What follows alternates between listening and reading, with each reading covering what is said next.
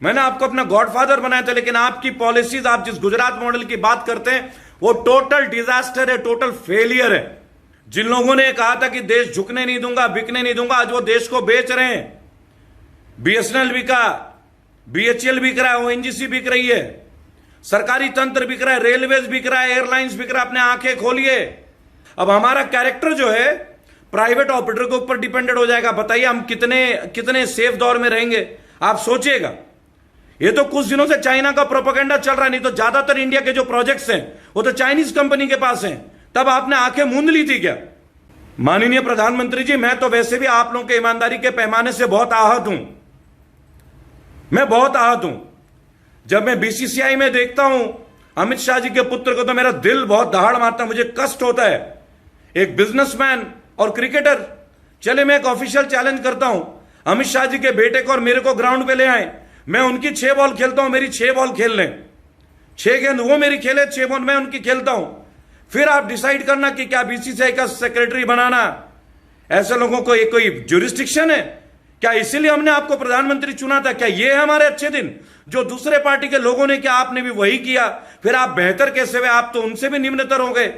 माननीय प्रधानमंत्री जी, मैं सच सम्मान के तौर पे और भाजपा के जितने भी भक्त है जो भाजपा को मानते हैं, भाई और बहनों, मैं हाथ जोड़ के एक विनम्र निवेदन करूंगा।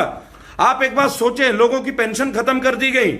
आप एक बात सोचिए, बीएसएनएल खत्म हो गया, रेलवेज को प्राइवेट किया जा रहा है। अरे आप स्ट्रिक्टनेस लाइए ना, आप रूल्स लाइए, आप गवर्नेंस को बढ़ाइए, आप सरकारी तंत्र को मजबूत कीजिए, आप अपने मंत्रालय को मजबूत कीजिए, आप कैंटीन में अच्छा फूड दीजिए। आप ट्रेन के अंदर एक भी अच्छा फूड नहीं खिलाते। आपका राज्यकाल में आज ये आपका दूसरा सेशन है बतौर मंत्रालय के तौर पे, आप सेंटर में। इसके लिए तो आप कांग्रेस को दोष नहीं दे सकते ना। हर बात के लिए जो कांग्रेस को बोलेंगे, केजरीवाल को बोलेंगे। देखिए, मैं राहुल गांधी का सपोर्टर नहीं हूं, ना मैं केजरीवाल का समर्थक हूं, ना मैं किसी और का समर्थक हूं। लेकिन मैं एक बात आप लोगों से आज कहूंगा, ऐसी क्या बात थी कि 2004 से 2009 जब लालू प्रसाद जी रेलवे मिनिस्टर थे, 20,000 करोड़, भाइयों और बहनों, 20,000 करोड़ रेलवे प्रॉफिट में थी तब के टाइम पे। और आज हम घाटे में हैं, जबकि तब प्लेटफॉर्म टिकट 5 रुपए का होता था, आज 10 रुपए का है। इतना डबल रेट हो गया, फिर भी आप घाटे में। कमाल करते हैं। ना हमें तब अच्छा भोजन मिलता था, ना हमें आज अच्छा भोजन मिल रहा है। एक बात बताएं, रेल के यात्री, गरीब लोग, मजदूर लोग, आप ट्रेन प्राइवेट कर देंगे, वो अपने मनमर्जी का रेट्स लेंगे, आपको दुख नहीं होता? क्या आप हमारे अधिकारों को प्राइवेटाइज कर रहे हैं? ये तो हमारे अधिकारों को आप प्राइवेटाइज कर रहे हैं। फिर आप चौड़ा सीना होकर बोलते हैं, 56 इंच का सीना लेके, मैं देश बिकने नहीं दूंगा, मैं देश झुकने नहीं दूंगा। और कैसे देश बेचा जाता है? ये तो कुछ दिनों से चाइना का प्रोपेगेंडा चल रहा है, नहीं तो ज्यादातर इंडिया के जो प्रोजेक्ट्स हैं वो तो चाइनीज कंपनी के पास हैं। तब आपने आंखें मूंद ली थी क्या? मुझे बहुत दुख होता है। रेलवे के प्रदर्शन का वीडियो मीडिया में नहीं आ रहा है। एबीपी न्यूज के रूबिका लियाकत जी, क्या बात है, आपको रेलवेज का कष्ट नहीं दिख रहा है? एलआईसी वालों का कष्ट नहीं दिखता?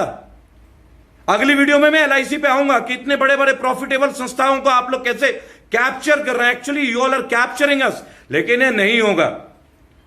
हम भारतीय हैं, हम गुलाम नहीं होंगे। हम दोबारा ईस्ट इंडिया कंपनी की तरह अपने ऊपर किसी को राज नहीं होने, चाहे वो कमल छाप हो, चाहे कोई भी हो। हमारा देश गलत हाथों में जा रहा है।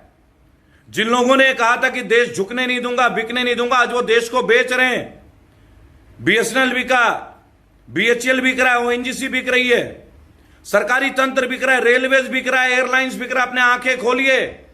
आप जब भी कोई राज्य में चुनाव है, आप महसूस करें। मैंने तो 2004 से 2009 की घटना बता दी, जब रेल मंत्री थे लालू जी, 20,000 करोड़ का मुनाफा था। और आज ये लोग इसलिए प्राइवेट कर रहे हैं, इससे कहते कि 30,000 करोड़ में आ जाएगा। एक काम कीजिए, भारत की जनता को बेच दीजिए, हम अपना खून भी बेच देंगे, ऐसे तो अरबों खरबों रुपए आ जाएगा। आप पीएम केयर बनाते हैं, उसको लाते नहीं है आरटीआई में। क्या अपने पार्टी के लिए फंड बना रहे हैं क्या आप? क्या बीजेपी के लिए केयर है? इसको फिर सीधा कर देते ना, बीजेपी केयर फंड, इसे पीएम केयर फंड बनाने की क्या आवश्यकता थी? माननीय प्रधानमंत्री जी, आप एक सम्मानीय पद पे, और पद का कद होता है। मैंने कभी भी ऐसे भाषा का प्रयोग नहीं किया। In my all videos I have always told, I respect you, I admire you, I follow you. मैंने आपको अपना गॉडफादर बनाया था, लेकिन आपकी पॉलिसीज, आप जिस गुजरात मॉडल की बात करते हैं वो टोटल डिजास्टर है, टोटल फेलियर है। It's a total disaster. आप दिल्ली को गुजरात नहीं बना सकते। अगर आप कोशिश करेंगे तो ये बहुत बड़ी गलत डिसीजन होगा। आप दिल्ली को दिल्ली रहने दें, आप उत्तर प्रदेश को उत्तर प्रदेश के तरीके से रहने दें। आप मध्य प्रदेश को मध्य प्रदेश रहने दें, कर्नाटका को कर्नाटका बने रहने दें। आप देश का भूगोल को बदलने में ना रहे, आप इतिहास बदलिए ना, भूगोल को बदलने में क्या रखा है। वैसे भी मैं आपको एक बात बता रहा हूं कि ये जो उत्तर भारत का क्षेत्र है, मध्य भारत का क्षेत्र है, पूर्व भारत का क्षेत्र है, दक्षिण भारत का क्षेत्र है, ये सब क्षेत्र मिलकर भारत बनता है। बहुत आक्रोश है लोगों में, आप दिन प्रतिदिन भारत के तमाम चीजों को आपकी सरकार बेचे जा रही है। बहुत कष्ट है लोगों के अंदर। इंडियन रेलवेज को आप हाशिए में ना लाएं, घाटे और मुनाफे के बुनियादी ढांचे को आप प्राइवेटाइजेशन में ना तब्दील कर दें। Your people, your government is trying to sell our government resources and that is not good for our country. हमारे देश को खोखला करेगा। भाई और बहनों, कल को हम इंडियन रेलवेज में जा रहे हैं, प्राइवेट रेलवेज में जा रहे हैं, और जो रेलवे के हॉस्टेस होंगे मेल या फीमेल, और उन्होंने हमारी शिकायत कर दी, 2 बार के बाद शायद हम ट्रेन पे नहीं बैठ पाएंगे, गजब हो जाएगा। अब हमारा कैरेक्टर जो है प्राइवेट ऑपरेटर के ऊपर डिपेंडेंट हो जाएगा। बताइए हम कितने सेफ दौर में रहेंगे। आप सोचिएगा, करण बामरा जैसे एक स्टैंड अप स्पीकर को एयरलाइंस वाले रोक देते हैं क्योंकि वो प्राइवेटाइज्ड है। आप सोचिए।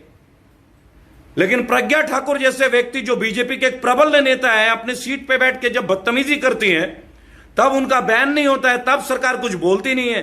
क्या ये उचित व्यवहार है? भाई और बहनों, अगर इसी तरह सब कुछ प्राइवेट होता गया, अगर रेलवे प्राइवेट हुई, आप समझ ले भारत की रीढ़ की हड्डी है रेलवेज।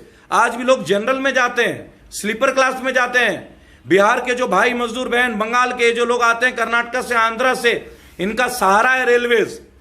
इनका सहारा छीन जाएगा, मनमर्जी तरीके से हमसे पैसे वसूले जाएंगे, जैसे लगान। It will be taken as a lagaan, जो अंग्रेज हमसे लेते थे, जो लुटेरे हमसे लेते थे, अब फिर से हमें लूटने की तैयारी की जा रही है। आप ये सोचिए, वो कहते हैं कि 151 ट्रेन 109 रूटों में हम करेंगे। ठीक है जी, Adani port, Tata realty, Hyundai, Bombardier, ये लोग आ रहे हैं। अरे भाई, जरूरत क्या है प्राइवेट करने की? आप अपने विभाग को मजबूत कीजिए ना, नए लोग रिक्रूट कीजिए। आपने नए रिक्रूटमेंट नहीं किया। आपने बोला मैं 2 करोड़, आपने कहीं पे भी रिक्रूटमेंट नहीं की। अरे आप अपनी संस्थागत ढांचे को बनाए। आप इतना जीएसटी ले रहे हैं, आपने शिपिंग यार्ड्स बनाए, ट्रेन यार्ड्स बनाए। मेक इन इंडिया के लिए आपको सेल इन इंडिया क्यों करना पड़ रहा है? आप बनाइए इंडिया में कंपार्टमेंट्स, अच्छी बात है, गर्व की बात है। मेट्रो के कोचेज आप बना रहे, बहुत ही गर्व की बात है, मुझे अच्छा लगा। लेकिन इसका यह मतलब तो नहीं हो जाता ना कि आप इस चीज को प्राइवेटाइज कर दें। धीरे धीरे बीजेपी की जो गवर्नेंस है, ये भारत के तमाम प्रॉफिट मेकिंग संस्थाओं में घुस रही है। उनको लॉसेस का हवाला दे के हमें गुलाम बनाने की तैयारी की जा रही है। मैं आह्वान करता हूं, आप आए। रेलवे के साथ अत्याचार किया जा रहा है, लाखों रेलवे के लोगों का हक छीना जा रहा है, इस तरह से लोगों को बेरोजगार किया जा रहा है। ये रोजगार क्या देंगे? भाजपा की सरकार तो हमें बेरोजगार कर रही है। सड़कों पे ला के बोले थे ना कि कोरोना में रोड में ना निकलो। अरे ये तो हमें रोड पे ले आए हैं, कोरोना की क्या जरूरत है? भाजपा की सरकार कहती थी ना कोरोना में रोड पे ना निकले। भाई और बहनों, ये तो हमें पहले रोड पे, इसी तरह में रोड पे ले आ रहे हैं। वो दिन दूर नहीं जब हम गुलामी की जंजीरों में जकड़ेंगे। इंडियन रेलवेज को बचाइए।